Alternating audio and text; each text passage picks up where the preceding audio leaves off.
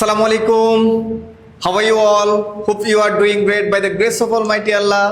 This is Arfatul Islam. I am the founder and chief instructor of English Lab. বরাবরের মতো আজকে আরও একটা নতুন ক্লাস নিয়ে আপনাদের সামনে হাজির হয়েছি। আমরা দেখতে দেখতে আমাদের আলহামদুলিল্লাহ 19টা ক্লাস আমরা শেষ করেছি। আমরা আজকে 20তম ক্লাসে পদার্পণ করেছি।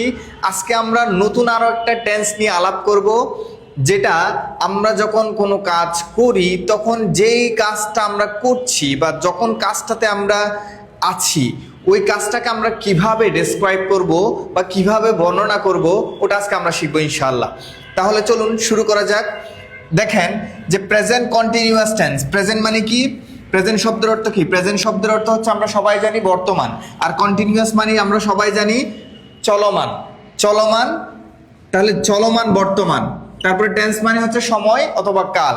তাহলে দেখেন প্রেজেন্ট কন্টিনিউয়াস টেন্স এর বাংলা মিনিং কি দাঁড়াচ্ছে? এর বাংলা মিনিং দাঁড়াচ্ছে হচ্ছে কি, আমি বর্তমানে যে কাজটা করছি সেই বর্তমানে চলমান কাজটাকে আমরা কি করব? প্রেজেন্ট কন্টিনিউয়াস টেন্সে বর্ণনা করব। যেমন আমি এখন ভিডিও বানাচ্ছি বা আমি এখন ক্লাস নিচ্ছি, এই আমার ক্লাস নেওয়ার যে কাজটা আমি এখন কন্টিনিউ করছি এটাকেই আমরা প্রেজেন্ট কন্টিনিউয়াস টেন্সে কি করব? বর্ণনা করব। দ্যাট মিনস আপনি যখন যে কাজটাতে আছেন বা যে কাজটা করছেন ওই কাজটাকেই আপনি কি করবেন? প্রেজেন্ট কন্টিনিউয়াস টেন্সে বর্ণনা করবেন। তাহলে চলুন শুরু করি। দেখেন প্রেজেন্ট কন্টিনিউয়াস টেন্স চিনার বাংলাতে কিভাবে চিনবেন? বাংলাতে চিনার উপায় হচ্ছে চ থাকবে, না হয় ডাবল ছ থাকবে। ঠিক আছে, চ অথবা ডাবল ছ, চ অথবা কি ডাবল ছ থাকবে। ঠিক আছে, যেমন আমি করছি, আমি করছি, আমি বলছি, আমি শুনছি, আমি আসছি। দেখেন প্রত্যেকটাতে কিন্তু চ আছে, চ অথবা ছ। আমার কথা বুঝতে পেরেছেন? শেষে গিয়ে দেখেন আমি করছি, বলছি, শুনছি, আসছি, লিখছি, এভাবে। ইংলিশে কি হবে? ইংলিশে হবে সাবজেক্টের পরে আমাদের এম ইজ, আর এম আর ইজ এটা বসাইতে হবে। তারপরে আমরা যে ভার্বটা প্রেজেন্ট ইনডিফিনিট টেন্সে বি ওয়ান দিতাম এটাকে আমরা ভার্বের সাথে কি করে দিতে হবে? আইএনজি করে দিতে হবে। কি করে দিতে হবে? আইএনজি করে দিতে হবে। অবজেক্টটা আপনার মতো করে বসাবেন, অবজেক্ট আপনার মতো করে বসাবেন, আপনার মতো করে বসাবেন। ঠিক আছে, তাহলে দেখেন আমাদের স্ট্রাকচারটা কি? স্ট্রাকচারটা হচ্ছে সাবজেক্ট, অক্সিলারি, অক্সিলারি মানে এম ইজ আর। এখানে মোস্ট একটা ইম্পর্টেন্ট বিষয় হচ্ছে, ভালো করে খেয়াল করেন, আমরা যখন ভি ভার্ব শিখেছিলাম তখন আই এম আমি হই, উই আর আমরা হই, ইউ আর তুমি হও, ওইভাবে শিখছেন।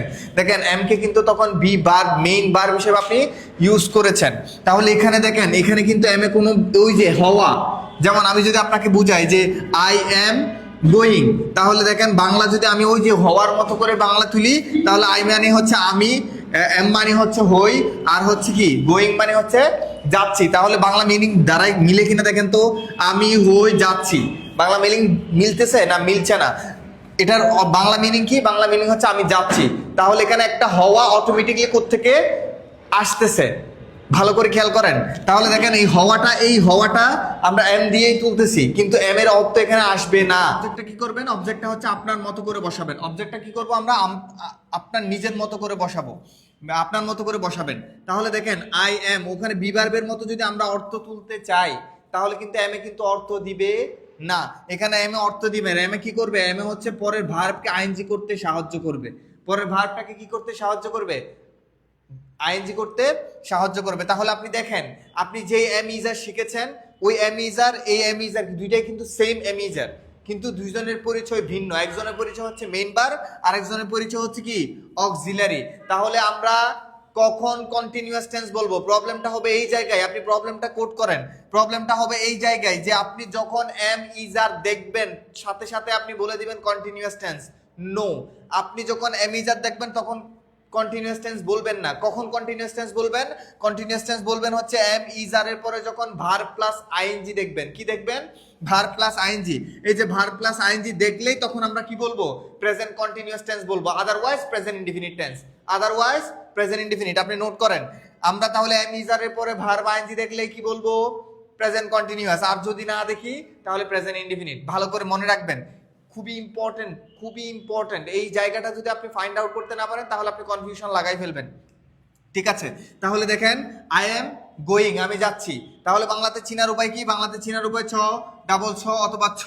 ঠিক আছে, ইংলিশে হচ্ছে কি সাবজেক্ট অক্সিলারি, অক্সিলারি মানে এম ইজ আর, তারপর ভার্বের সাথে কি আইএনজি। তাহলে দেখেন আই এম গোয়িং আমি যাচ্ছি, আই এম গোয়িং আমি যাচ্ছি, উই আর গোয়িং আমরা যাচ্ছি, ইউ আর গোয়িং তুমি যাচ্ছ, ইউ আর গোয়িং তোমরা যাচ্ছ, দে আর গোয়িং তারা যাচ্ছে, হি ইজ গোয়িং সে যাচ্ছে, শি ইজ গোয়িং সে যাচ্ছে, রানা ইজ গোয়িং রানা যাচ্ছে, অনিক ইজ গোয়িং অনিক যাচ্ছে, মাই ফাদার ইজ গোয়িং আমার বাবা যাচ্ছে। এভাবে আপনি ভার্ব চেঞ্জ করবেন। আমি আই এম ইটিং আমি খাচ্ছি, আই এম রাইটিং আমি লিখছি, আই এম হেল্পিং আমি সাহায্য করছি, আই এম কুকিং আমি রান্না করছি, আই এম মেকিং ভিডিও আমি ভিডিও বানাচ্ছি, আই এম লিসনিং আমি শুনছি, আই এম ওয়াচিং আমি দেখছি। এরকম আপনি 100 ভার্ব দিয়ে কন্টিনিউয়াসলি প্র্যাকটিস করবেন প্রতিদিন হাফ অ্যান আওয়ার টু 1 ঘন্টা মিনিমাম। প্রতিদিন যদি 1 ঘন্টা আপনি ইংলিশটা এইভাবে প্র্যাকটিস করেন, ইনশাআল্লাহ you will be the next fluent speaker. আমার কথা বুঝতে পেরেছেন? আপনি 100% ফ্লুয়েন্ট হবেন। আগামী 90 দিন যেতে না যেতে আপনি দেখবেন আপনি ইংলিশে এমনিতে কথা বলতে পারবেন ইনশাআল্লাহ। কিন্তু আপনাকে প্রতিদিন 1 ঘন্টা আপনাকে প্র্যাকটিস করতে হবে। এই ক্লাসটা দেখবেন, দেখার পাশাপাশি আপনি বসে 100 ভার্ব দিয়ে আপনি প্র্যাকটিস করবেন। আমরা যেভাবে বলছি, আমরা ইংলিশ ল্যাবে যেভাবে শিখাই স্টুডেন্টদেরকে, সেমভাবে আমরা এই ক্লাসগুলো এখানে দিচ্ছি। তাহলে আপনি যারা টাকার জন্য ইংরেজি শিখতে পারে না, তারা বাসায় বসে এই ক্লাসগুলো দেখে আপনি চাইলে ইংরেজিটা 100% শিখতে পারবেন। আপনি শুধু প্রতিদিন কন্টিনিউয়াসলি আপনাকে প্র্যাকটিস করে যেতে হবে। That is the most important thing what you have to do. তাহলে আজকে আমরা কি শিখলাম? Continuous tense. কন্টিনিউয়াস টেন্সের প্যাটার্নটা কি বাংলায় চেনার উপায় বলেছি, এবং ইংলিশে কি করব? ইংলিশে এমিজারের পরে ভার্ব প্লাস আইএনজি বসাবো, এমিজারের পরে কি করব? ভার্ব প্লাস আইএনজি বসাবো। তাহলে আজকে এই পর্যন্ত, আগামী ক্লাসে আবারও দেখা হচ্ছে।